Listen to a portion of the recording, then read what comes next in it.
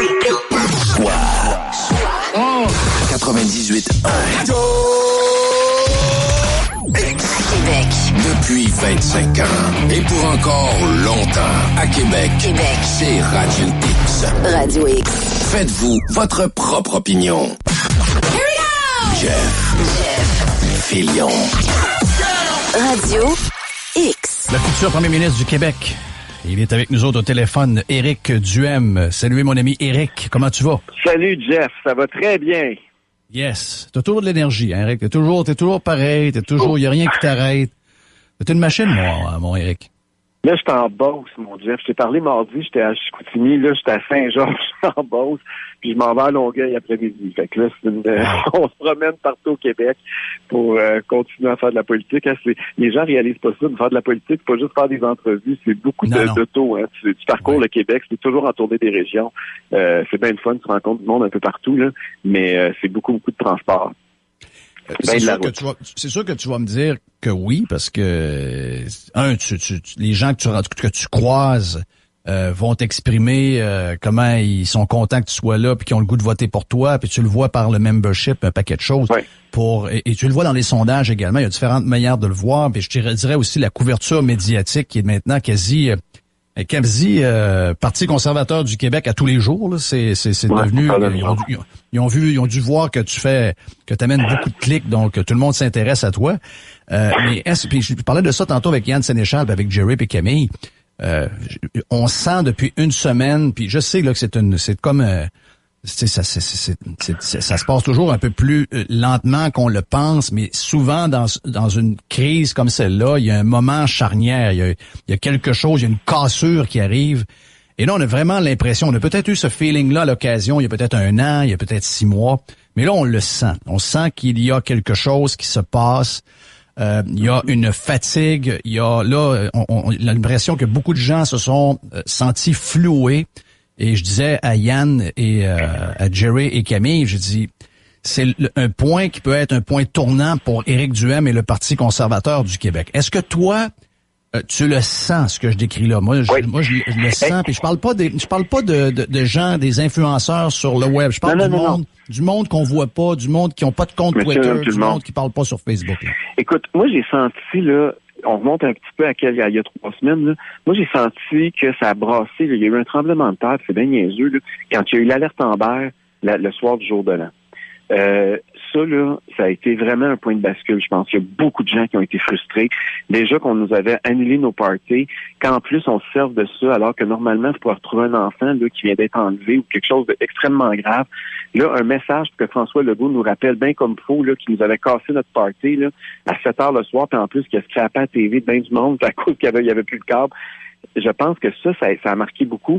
Puis ça, c'est au niveau de la gestion de crise. Je pense que si on va regarder ça dans plusieurs mois, là où François Legault a cassé, moi je pense que c'est cette minute-là, quand l'alerte Amber est rentrée dans vos télés et dans vos cellulaires. Mais moi, personnellement, pour le Parti conservateur du Québec, on l'a senti beaucoup parce qu'écoute, on a monté 10 000 membres en 3 semaines. Ce qui est quand même très, très, très... On est rendu à 49 000, on est passé à 49 000 cette nuit. Et donc, ça, je l'ai senti. Puis la semaine passée, j'ai senti que ça avait bougé, là. Tu sais, j'ai senti que ça shakeait, mais je sais pas si c'est parce qu'on a annoncé Anne Casabonne, si c'est à cause du sondage qui nous a donné une hausse de 6 points, ou si c'est parce que l'entrevue avec Anne-Marie Dussault qui a beaucoup fait jaser. J'ai aucune idée c'est quel élément précis, là, mais je sais que c'est passé de quoi la semaine passée. Ben, je dirais qu'il y a d'autres choses que tu dois rajouter. C'est que t'es aidé par François Legault, t'es aidé par Dominique Anglade, t'es aidé par Le Devoir, t'es aidé par la presse, t'es aidé par beaucoup de monde. On a des bons bénévoles. C'est nos bénévoles. Mais François Legault, je suis obligé de décerner encore le bénévole du mois. Il se surpasse à chaque mois. Il est très exceptionnel, le Parti conservateur, ces dernières semaines. Mais c'est sûr que... Puis même la nouvelle, là, tu sais, ton déconfinement mollo, là, je veux dire, il est en train non seulement de nous perdre, nous autres, parce qu'il puis bien du monde qui est écœuré, mais il est même en train de perdre ceux qui ont peur. Tu sais, je disais Mario Dumont, là, qui panique, parce que là, ils s'imaginent que ça va repartir, puis qu'on va être obligé de reconfiner encore plus, puis qu'il aurait pu attendre encore une couple de semaines, juste pour être bien, bien certain, puis que là, qu'il n'y ait pas d'éclosion, puis que... Fait que même ceux à qui il a fait peur depuis 2 ans, il y en a qui se disent, ben là, tu vas bien trop vite, là. Fait qu'il perd des deux bords. Ouais, avec ça. Une approche qui, tu sais, lui, il essaie de trouver un compromis entre les deux parce qu'il voit les sondages. Puis, tu sais, c'est rendu tellement évident, là. D'ailleurs, tantôt, là, j'étais à Sainte-Marie avant d'arriver à Saint-Georges. Le monde me disait, Éric, c'est sûr que c'est les sondages qui l'ont fait bouger, là. Les gens, ils savent tout ça, là. Mais tout le monde, n'importe qui ça arrive, c'est ça. Ils savent que c'est pas la science, là. Ils savent que le nouveau directeur de la santé publique, il y a zéro indépendance, puis que c'est le popette de l'attaché de presse de Dubé, là, du ministre de la Santé. Il y a plus personne qui pense que c'est des décisions scientifiques puis qu'il faut écouter la science, là. Il a été démasqué. Et là, il n'y a plus comment je te dirais ça, il n'y a plus d'adhésion parce que les gens n'y croient plus, ils ne croient plus François Legault, puis c'est ça son vrai problème. C'est que peu importe ce qu'il va dire, on a l'impression qu'il nous ment. Comment tu veux passer un message quand le monde pense que c'est un menteur? Tu as perdu ta crédibilité, là, le seuil de crédibilité, il n'est plus là. Et je ne sais pas comment ils vont faire pour rétablir ça. C'est sûr qu'ils vont essayer des stratégies, ils vont faire de la diversion, ils vont nous attaquer à mort. Mais tu vois que ça ne servait pas sur un dixième. Ils ont essayé de t'attaquer. Moi, j'ai remarqué depuis une semaine ou deux, je ne sais pas si tu l'as remarqué, mais oui. ils accolent souvent à côté de ton nom l'ancien animateur de radio. Parce que, à leurs yeux, animateur de radio, c'est pas grand-chose. Hein, puis peut-être qu'effectivement, c'est vrai. Mais quand c'est à Québec, dans une radio privée, c'est encore pire. C'est ça. Beaucoup de politiciens étaient dans les médias auparavant. Oui. Attention à être eux autres. Ça compte plus. Oui, t'as raison. Mais ça compte plus, là. Mais il essaie de t'étiqueter, il essaie de t'étiqueter comme étant, même si tu es doublement vacciné, puis que, pour une raison X, j'aurais pas de troisième dose, c'est pas question. Parce que j'ai eu la COVID pendant les fêtes. Il n'est pas question que je tombe dans cette histoire-là. Mais il essaie de te coller que tu es le parti des complotistes et des anti-vax. Oui. On a même été obligé, t'es obligé de sortir ton porte-parole en santé qui avait pas encore sorti publiquement. Donc, il essaie très, très, très, très fort. Mais sérieux, ça va nulle part, cette affaire-là. Pourquoi il essaie d'aller là? Écoute, ça a commencé même hier, même Gabriel Nadeau-Dubois, tu sais, parce que la coalition, ils se mettent tous ensemble. Hein? C'est la coalition libérale, solidaire, péquiste, là. Fait que là, il y en a un qui essaie de me tenir, puis l'autre essaie de fesser, là. Et là, ils se sont mis ensemble hier. Puis là, Gabriel Nadeau-Dubois disait que le projet de loi, là, ce qu'ils vont déposer sur la taxe sur les vaccins, là, c'était pour m'aider. Puis là, il disait que ça va aider les anti-vax puis du M. Puis tu sais, c'est complètement, c'est ridicule, là. Je l'ai dit, je te le répète, là, il y a 76% des gens qui appuient le Parti conservateur du Québec présentement qui sont doublement vaccinés ou triplement vaccinés. Il y a, dans la région où on est le plus fort, évidemment, c'est dans la région de Québec. Ça, c'est quelle heure? Qui est une des régions les plus vaccinées au Québec. Au monde? Il y a quoi? Il reste 6% des gens, je pense, à Québec qui sont pas vaccinés. On est à 22 ou à 24%. Fait qu'arrêtez de dire. Puis à Montréal, là, on est à 2%. Puis c'est là où il y a des quartiers où c'est jusqu'à 40% du monde qui n'est pas vacciné. Fait que les gens qui font un lien entre la vaccination et le Parti conservateur du Québec, là, sont totalement dans le champ. C'est un amalgame qui ne tient pas la route. Mais c'est pas compliqué. Éric, c'est un amalgame facile. Maintenant, on associe les antivax à ceux qui sont fatigués des mesures. Ah, tu dois être antivax, tu dois être, t'es un récalcitrant. Non, on est juste à bout, là, on a le droit, là. Ouais, mais moi, quand je suis prêt, hein, en passant, j'en reçois des messages, là. Ah, tu vas tomber dans le clan des exclus, j'ai aucun problème. J'ai zéro problème à un moment donné. Je veux dire, quand ça devient un peu trop une joke, là, moi, j'embarquerai pas dans le joke. Je suis pas un clown, là. Donc, je vais hey, tu nous as présenté, pareil, puis c'est intéressant de voir que tu as un genre de comité de santé, parce que le nerf de la guerre va être là. Veux pas, c'est là que ça va jouer, c'est là que l'élection va probablement se perdre pour un, se gagner pour l'autre. C'est celui qui réussira à offrir non pas juste de repeindre la chambre de bain puis de remettre un tapis dans le salon. Il va falloir probablement tout démolir ce qu'on a bâti ou qu'on a laissé aller depuis 40 ans et repartir avec quelque chose de complètement neuf. Donc, en tout cas, présente-nous moi, je vais pas le présenter parce que tu sais que je le connais, donc, mais j'étais content de voir que publiquement, il a fait sa première sortie, donc je te laisse le présenter. Oui. C'est celui qui a présidé le comité, parce qu'on a effectivement un comité d'experts et de spécialistes de la santé qui a élaboré notre politique qu'on a adoptée au Congrès en novembre dernier. Et c'est le docteur Karim El Ayoubi qui est président de ça. Puis aujourd'hui, il a fait des entrevues. Il en a fait ça avec la presse canadienne, puis avec la presse. Je pense qu'il va en faire d'autres aujourd'hui, une couple d'autres, là. Et l'idée, c'est justement de commencer à sortir ces gens-là. Et dans ce cadre-là, dans quelques semaines, Jeff, je t'annonce en primeur là, que les 3 premières candidatures qu'on va annoncer en vue de la prochaine élection, ça va être mon premier trio santé. Je pense que c'est important que les Québécois sachent que on va être prêts, qu'on a des gens qui ont une tête sur les épaules, qu'on sait où on s'en va, que ce programme-là, il n'a pas été écrit sur une napkin et que on veut vraiment que la prochaine élection porte là-dessus. L'avenir du système de santé est trop important pour laisser ça dans les mains de François Legault et de son équipe d'amateurs. Et on veut vraiment montrer là, une démonstration de force pour être sûr que les gens comprennent que ça va être l'enjeu. Si aujourd'hui on est aussi confinés, si la crise a été aussi chaotique au Québec, si on vous a aussi brimé dans vos libertés, si on a mis la démocratie sur pause depuis 2 ans, François Legault nous dit que c'est parce que son système de santé est pas bon. Ben, il va falloir le réformer. Et nous autres, ça va être notre priorité. On va parler de toutes sortes d'autres sujets, puis même de la COVID, mais le sujet central de la campagne, là, ça sera pas ça. Le sujet central de la campagne, ça va être comment on peut rendre le système de santé efficace.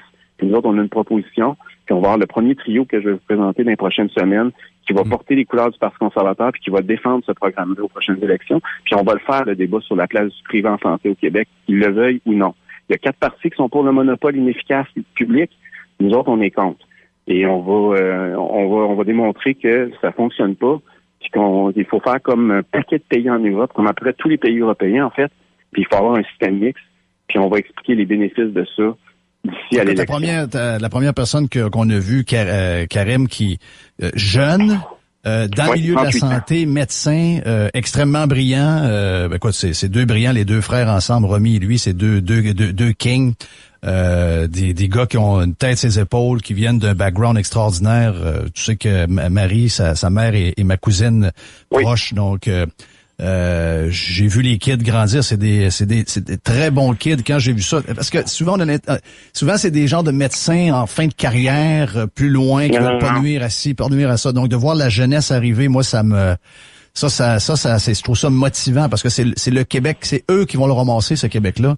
C'est eux qui vont nous ramasser, qui auront à s'occuper de nous plus tard. Donc, de voir que des jeunes de cet âge-là commencent à s'impliquer, c'est vraiment, vraiment, vraiment très hot. Hey, je veux parler, Éric, de ce qui va se passer à Ottawa. Puis je sais que, j'en ai parlé vite mardi, là. Il semble y avoir un genre de dérapage médiatique. J'ai comme le feeling que on souhaite quasi des débordements. Puis peut-être qu'à la quantité de monde qu'il va y avoir là, ce sera très facile dans ce tas de monde-là d'avoir des agitateurs, d'avoir des agents provocateurs arriver. Il peut y arriver toutes sortes de choses. Mais je pense qu'on passe de juste s'intéresser à ça et de ne pas s'occuper du mouvement en tant que tel, qui nous montre qu'on prend des décisions qui n'ont aucun sens, qui risquent de mettre en péril notre sécurité, entre autres alimentaire, qui risquent d'avoir des répercussions au niveau économique majeur, alors que ces gens-là nous ont permis d'avoir une vie, un semblant de vie normale avec tout ce qu'on avait besoin dans les tablettes dans les 2 premières années de la campagne. On les traite comme des moins que rien si jamais ils n'ont pas pris le vaccin.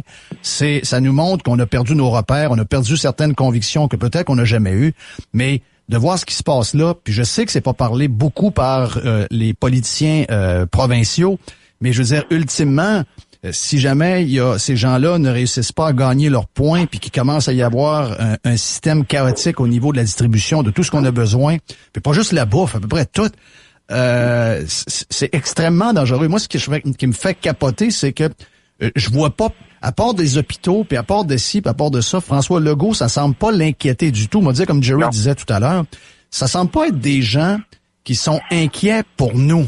C'est pas des gens qui font, on dirait, de la politique pour nous. Les Québécois et les Canadiens sont un peu inquiets, pas mal inquiets de ce qui risque d'arriver. Enlever l'histoire religieuse d'exiger la vaccination. Pensez juste à l'activité économique, comment le système fonctionne. C'est jouer avec la poignée de sa tombe. Moi, ça me fait extrêmement peur. Beaucoup de gens ont peur, mais ça ne semble pas être quelque chose parce que c'est le fédéral qui s'en occupe. Ça semble pas être une préoccupation. Pourtant, s'il manque des masques, s'il manque ci, s'il manque ça, François Legault et Dubé prennent toutes les occasions possibles pour attaquer le fédéral. Et dans ce dossier-là, qui ne dit rien consent, d'après moi? Ouais. Oui, absolument. Puis François Legault, là, il est tellement à la remorque, puis il voit pas venir les coups, puis là, il va se ramasser dans le trouble, puis il va se réveiller, puis là, il va commencer à dire de quoi, mais c'était pas là qu'il fallait qu'il le fasse. Il y a déjà des premiers ministres dans d'autres provinces au Canada, là, qui ont exhorté le gouvernement fédéral à reculer là, sur la vaccination obligatoire, notamment des camionneurs, mais c'est même plus ça. Le mouvement a tellement pris d'ampleur que là, ça déborde complètement. Là. C'est devenu un écœurantite aigu de l'ensemble des mesures sanitaires abusives qu'on subit depuis 2 ans. Et ils sont devenus comme un défouloir, là, les camionneurs. Et de toutes les personnes qu'on s'attendait que ça vienne pour que ça serait la goutte qui ferait déborder le vase, moi, je pensais pas que ça allait être les camionneurs. Honnêtement, je pensais que ça allait être quand ils se sont attaqués au personnel de la santé. Mais là, il semble que ça va être les camionneurs en fin de semaine. Et comme tu dis, là, ils laissent ça aller, ils font rien, puis ils continuent à les écœurer. Puis en même temps, c'est quoi de laisser un camionneur, qu'il soit vacciné ou pas, il est tout seul dans son truck. Veux-tu me dire combien d'éclosions que ça sauve? Il n'y a encore une fois, aucune science, il n'y a rien, il n'y a aucune justification logique.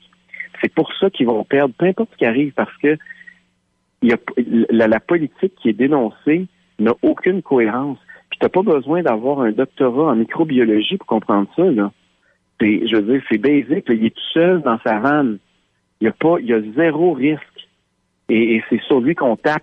C'est des anges gardiens, comme nos infirmières au début de la crise. C'est grâce à eux qu'on a réussi à passer à travers la crise, qu'on a réussi à continuer à pouvoir s'approvisionner, puis que la chaîne alimentaire n'a pas cassé. Puis là, aujourd'hui, pour les remercier, on essaie d'en faire congédier 10-15 % puis de les empêcher de travailler. Et c'est comme ça que le gouvernement a traité les infirmières, c'est comme ça, du gouvernement du Québec, là, c'est comme ça que le gouvernement fédéral traite les camionneurs. C'est ça le cœur. Est-ce que je peux te rajouter un petit scoop sur les infirmières, d'ailleurs, en passant? Juste vous dire que François Legault et Dubé vont réannoncer, en tout cas au prochain point de presse, probablement, qu'ils vont reconduire les bonus pour les infirmières. Donc, ça s'appelle le bonus de 15 000 $ avec certaines conditions, là. Ils vont reconduire ça pour une 2e année pour être certains de motiver les troupes, mais les infirmiers et les infirmières non-vax n'auront pas le droit à ce bonus. C'est ça, c'est toujours assez de punir. C'est là que tu vois que ça n'a rien à voir avec la science. C'est des revanchards. C'est des gens orgueilleux qui sont pas capables d'avouer que tout a changé puis qui sont restés avec boqués avec leur vieille idée de la première vague. Partout dans le monde, c'est en train de changer complètement l'approche du gouvernement. Puis ici, ils bougent pas d'un iota. Ils sont encore dans les vieilles pantoufles du mois d'avril 2020. C'est hallucinant comment ils n'ont pas évolué. D'ailleurs, tu sais, je vois les gens passer un après l'autre, là. Je vois les gens des gyms, les gens des spas qu'on entend, les hôteliers qui sont rendus dans leurs économies, en train de complètement s'étrangler au niveau financier. Rajoutons les ligues de garage, donc le sport pour adultes. Regarde, mettez-en des oubliés. Je comprends que les restaurants vont avoir un peu de lousse, mais encore là, c'est pas pleine capacité. Encore là, on a encore de la résistance pour être certain de lui donner un peu de merde. Et là, tu sais, on a comme oublié l'histoire de Marino puis les gyms, parce que finalement, on l'a vu dans le temps, finalement, le virus, le contrôler, ils sont pas capables de le contrôler eux-mêmes dans les hôpitaux, ils sont pas capables de le contrôler nulle part. Après, tout le monde le pogne. On a tapé sur du monde pendant des semaines, on les a traités quasiment de criminels. Finalement, le temps nous montre que quand un virus s'installe, peu importe ce qu'on fait, ben si on suit ou qu'on suive pas, on a l'impression qu'on le pogne anyway. Mais on continue d'avoir des victimes économiques et on n'a absolument aucune, je dirais, il n'y a pas de compassion en ce moment au gouvernement. C'est comme si ces gens-là n'existaient pas. Ben, pendant qu'on se parle, les gars, là, on annonce une journée de mobilisation dimanche pour les gyms. Là, on invite les gyms à rouvrir. On a eu cette pression-là de la part des restos. Ils ont eu des assouplissements. Est-ce que les gyms vont avoir le même sort, selon vous? Ça reste à voir, mais vous savez que les gyms, là, c'est encore plus stupide que ça. Parce que demandez à un médecin qu'est-ce qui peut renforcer notre système immunitaire. Puis il va vous dire les saines habitudes de vie. Ça veut dire quoi? Ça veut dire s'entraîner puis bien manger. Est-ce qu'on a fait la promotion de ça ou on a fait de la publicité pour que le monde aille se faire vacciner à coût de 200 millions? Comment ça se fait qu'on n'a pas... Je veux dire, gars, c'est correct, là, ils ont fait la publicité pour qu'on se tousse dans les coudes, là, puis qu'on se lave les mains. Mais comment ça se fait qu'ils n'ont jamais fait la publicité pour qu'on reste en forme? Il aurait dû nous payer des abonnements au gym pour améliorer notre système immunitaire au cas où on le pognerait, parce que ça, c'était le meilleur remède naturel qu'on peut pas avoir. Et ça, ils en ont pas fait la promotion. Puis l'autre affaire, on a parlé beaucoup, là, puis on va en parler, là, Jeff, on le sait, là, ça va être le mur qu'on va frapper, là, le prochain, là, c'est la détresse psychologique, là, le prochain variant, là, puis la prochaine vague, là, ça va fesser dur, là, Jeff, je te le dis, là. Et ça... Oui, mais si t'appelles le 811, il paraît que si t'appelles le 811, tout est réglé. Non, c'est ça. Mais je te dis tout de suite que la meilleure façon aussi pour améliorer sa santé mentale, c'est l'activité physique puis l'entraînement. Hein. Je veux dire, c'est une drogue naturelle qui automatiquement te donne du bonheur. Là. Et ça, on l'a éliminé. C'est vraiment contradictoire. Il aurait fallu faire le contraire. Puis les Québécois n'ont jamais été aussi sédentaires, donc avec un système immunitaire aussi à terre. Et c'est le contraire de la logique. Ouais. Et le gouvernement s'entête encore, puis les gyms sont toujours les derniers, c'est toujours les oubliés. Je sais pas si c'est à cause du gym à Québec ou si c'est à cause de d'autres raisons. Parce que politiquement, c'est pas important. C'est peut-être qu'ils sont moins nombreux aussi, là. Politiquement, c'est peut-être moins rentable. Ils ont peut-être un sondage, parce qu'on sait que c'est beaucoup ça, où il y avait une intuition, parce que M. Legault, peut-être que c'est un homme qui s'entraîne pas beaucoup. Je ne sais pas. Mais il n'y a pas de raison logique de ce qu'ils font subir encore au gym. Puis le sport, c'est la même chose. Là. Je veux dire, les gars, ils ont le goût de jouer au hockey. Le sport organisé, il faut que ça reprenne pas mal plus vite que ça. Là. Son mollo, là, ça marche pas. Là. Et Le Danemark, dans les dernières heures, la Grande-Bretagne, on pourrait en rajouter. Nous autres, on est souvent concentrés sur les pays qui font à peu près comme nous, donc les 4-5 pays dans le monde qui suivent les mêmes folies que nous autres. Jamais on parle vraiment dans les médias de ce qui se passe. Et ça, c'est bizarre parce que ces médias-là pensent qu'on n'a pas des informations d'ailleurs. Peut-être qu'avant, c'était le cas. Aujourd'hui, on a l'information qui arrive de tout partout. On n'a pas besoin d'eux pour l'avoir. Et on l'a, là. Donc, on voit le déconfinement. Puis c'est plus que ça. C'est fini, c'est terminé. C'est plus une maladie dangereuse pour nous. On va faire avec. La vie reprend dans 2 semaines. Merci, bonsoir. Il n'y a plus de passeport vaccinal. Il n'y a plus rien. Il n'y a plus de masque. C'est terminé. Et nous autres, nos politiciens font semblant que ça n'existe pas avec l'aide des médias, mais ultimement, je pense que les gens finissent par le savoir. Et pour eux autres, c'est une bombe à retardement, cette affaire-là, que je me disais qu'il y a un genre de tsunami en dessous où on voit un changement de perception, où les gens qui ont cru, puis ont dit « ouais, il faut faire ce qu'on a à faire », puis ils ont même tapé sa tête des non-vaccinés. Mais là, quelques semaines plus tard, quelques jours plus tard, on dirait qu'il n'y a plus rien de ça qui passe, parce que justement, les gens voient ce qui se passe ailleurs. Oui. Écoute, il y a 2 jours, à l'hôpital de Chicoutimi, il y a une travailleuse sociale qui m'a parlé, puis elle m'a dit comment elle était traumatisée, puis il y avait un enfant de 8 ans qui a fait une tentative de suicide. Là, elle dit, j'ai fallu que je prenne un congé tellement ça m'a ébranlé, tellement, elle dit, moi, ça fait 25 ans que je fais ce job-là, j'avais jamais vu ça. Il y a quelque chose qui se passe, là, puis comment ça se fait qu'ils voient pas ça?